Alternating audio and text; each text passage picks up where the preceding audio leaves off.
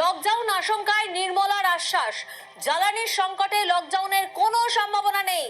Lockdown আশঙ্কা নিয়ে আশ্বাস কেন্দ্রীয় অর্থমন্ত্রীর।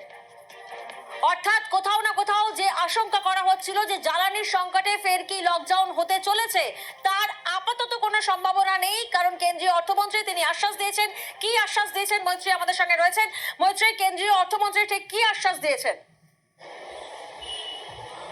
দেখো, কেন্দ্রীয় অর্থমন্ত্রী নির্মলা সীতারামন আজকে স্পষ্ট করে দিয়েছেন যে দেশে করোনা কালের মতো লকডাউন হওয়ার কোনো সম্ভাবনা নেই, এবং যারা এই বিষয় সম্পর্কে বলছেন সেটা সম্পূর্ণভাবে বেসলেস বলে উল্লেখ করেছেন এদিন কেন্দ্রীয় অর্থমন্ত্রী নির্মলা সীতারামন। তবে এই বিষয়টি সত্যি যে অবস্থায় দাঁড়িয়ে রয়েছে দেশ, এবং সেখানে দাঁড়িয়ে লকডাউন না হলেও জ্বালানির রেশনিং এর ক্ষেত্রে কিছু ভাবনা চিন্তা থাকতে পারে কেন্দ্রের তরফ থেকে, এবং সেই রেশনিং এর ব্যবস্থা কিভাবে করা যেতে পারে সেটা নিয়েই কিন্তু এই মুহূর্তে আলোচনা চলছে। তবে কেন্দ্রীয় অর্থমন্ত্রী এটা একেবারেই স্পষ্ট করে দিয়েছেন যে আগামী দিনে অন্ততপক্ষে সামনের নিকট ভবিষ্যতে এরকম সম্ভাবনা নেই যেখানে করোনা কালের মতো লকডাউনের পরিস্থিতি তৈরি হবে। তিনি একেবারেই সমস্ত যে সম্ভাবনা আছে সেই সম্ভাবনা উড়িয়ে দিয়েছেন।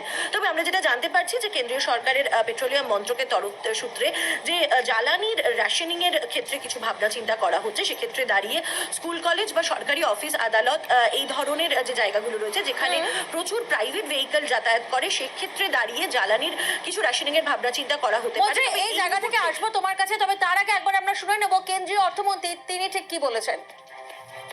No lockdown, but when people are misleading, leaders such as some coming from different states who are misleading people, I condemn their statement and want to reassure people that there shall not be any lockdown. চাপে পড়ে লকডাউনের সম্ভাবনা ওড়ালেন কেন্দ্রীয় মন্ত্রী। তাহলে কি জ্বালানির সংকট মোকাবিলায় রেশনিং, এই রেশনিং পদ্ধতি কিভাবে কাজ করবে? মৈত্রীর প্রতিনিধি আমাদের সঙ্গে রয়েছেন। মৈত্রী, এই যে রেশনিং পদ্ধতি নিয়ে আমরা কথা বলছি, কিভাবে এই পদ্ধতি কাজ করবে? দেখো, এখনো পর্যন্ত কিছু ভাবনা চিন্তা রয়েছে কেন্দ্রীয় পেট্রোলিয়াম মন্ত্রকের তরফ থেকে, এবং সেই বিষয়টা নিয়ে আলাপ আলোচনা চলছে, যেটা আমরা সূত্র মারফত জানতে পারছি যে মূলত স্কুল কলেজ অফিস আদালত যেখানে রেগুলার প্রচুর প্রাইভেট ভেহিকল যাতায়াত করে সেই সমস্ত জায়গায়, এবং বিশেষত বড় শহরগুলিতে সেক্ষেত্রে দাঁড়িয়ে কিছু রেস্ট্রিকশনস এবং কিছু রেশনিং এর ব্যবস্থার কথা ভাবা হতে পারে। সেটা আগামী দিনে পেট্রোলিয়ামের যোগান কতটা রয়েছে বা জ্বালানির যোগান কতটা রয়েছে সেটার কথা মাথায় রেখেই কিন্তু সেই পদক্ষেপ করা হতে পারে। সেক্ষেত্রে দাঁড়িয়ে অড ইভেন নাম্বারসে গাড়ি চালানোর থেকে শুরু করে, এবং তার সঙ্গে সঙ্গে কিছুদিনের ছুটি দিয়ে দেওয়া, এবং মূলত বেশি করে যে পাবলিক ট্রান্সপোর্ট রয়েছে তার উপরে অনেক বেশি জোর দেওয়া, এই সমস্ত ভাবনা চিন্তার বিষয়ও কিন্তু এই মুহূর্তে এখনো পর্যন্ত ভাবনা চিন্তা বা এগুলো এই সমস্ত দিকগুলোকে খতিয়ে দেখা হচ্ছে পেট্রোলিয়াম মন্ত্রকের তরফ থেকে। তবে সরকারের তরফ থেকে এই বিষয়টাও স্পষ্ট করে দেওয়া হয়েছে যে এই পদক্ষেপ আগামী দিনে কি পরিস্থিতি থাকে সেটার কথা মাথায় রেখে কিন্তু তারপরে নেওয়া হবে। একেবারেই। কিন্তু এই পদক্ষেপ কতটা কার্যকর হবে, কিভাবে পেট্রোল ডিজেলের রেশনিং হতে পারে, আমরা কথা বলেছিলাম অর্থনীতিবিদ শৈবাল করের সঙ্গে, তিনি কি ব্যাখ্যা করলেন শোনাবো আপনাদের। প্রথমত, তেলের উৎপাদন এবং যোগান এনার্জিরও বিরাট ঘাটতি আছে তা নয়। ভারতের ক্ষেত্রে অন্তত লকডাউন করার মতো পরিস্থিতি কোনো অবস্থাতেই নেই, কোনো কারণ ঘটেনি এই মুহূর্তে। অথচ যেটা হতে পারে সেটা হচ্ছে, ধরুন আপনি পেট্রোল পাম্পে গেলেন, সেখানে আপনি ফুল ট্যাঙ্ক ভর্তি না করতে পেরে আপনাকে তো ট্যাঙ্ক থেকে বলা হলো যে আপনার জন্য মাত্র 15 লিটার ভরা যাবে আর কি, এবং সেটা দিয়ে আপনাকে 7 দিন চালাতে হবে, 7 দিন পরে আবার আপনি 15 লিটার ভরতে পারেন।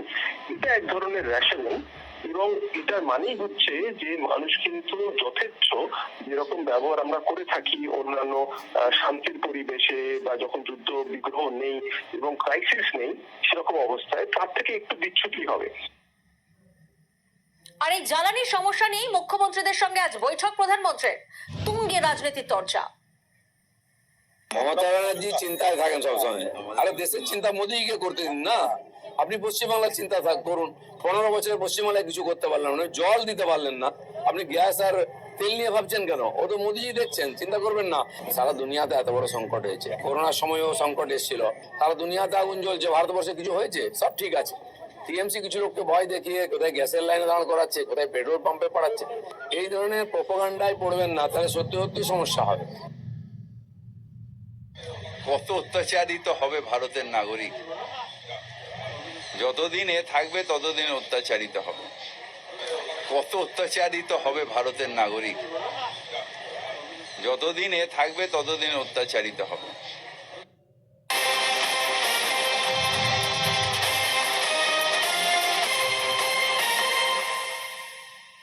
ভোট বড় বালায় কেন বলছি, কারণ আমরা দেখেছি প্রচারে বেরিয়ে প্রার্থীরা কখনো ভোটারদের দাড়ি কেটে দিচ্ছেন, কখনো চপ ভাজছেন, কখনো রুটি বেলে দিচ্ছেন, একাধিক ছবি উঠে এসেছে।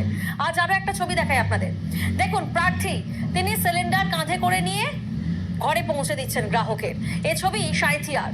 কারণ রান্নার সিলিন্ডার যখন মিলছে না তখন একদিকে ক্ষোভ বাড়ছে, আর এই পরিস্থিতি তখন প্রচারে বেরিয়ে সাঁইথিয়ার বিজেপি প্রার্থী তিনি গ্রাহকদের বাড়িতে সিলিন্ডার পৌঁছে দিলেন। এর আগে আমরা বিভিন্ন প্রার্থীকে প্রচারে বেরিয়ে ভোটারদের দাড়ি কেটে দেওয়া, চপ ভাজা, রুটি বেলে দেওয়ার ছবি দেখেছি। আর আজ সকাল সকাল প্রচারে বেরিয়ে এলাকার মানুষের বাড়িতে সিলিন্ডার পৌঁছে দিলেন কে? সাঁইথিয়ার বিজেপি প্রার্থী কৃষ্ণকান্ত সাহা। প্রার্থী যখন ওই বাড়িতে প্রচারে আসেন সেই সময় সিলিন্ডার ডেলিভারির গাড়ি আসে, আর তখনই গাড়ি থেকে নিজের হাতে সিলিন্ডার নামিয়ে সোজা বাড়িতে পৌঁছে দেন প্রার্থী।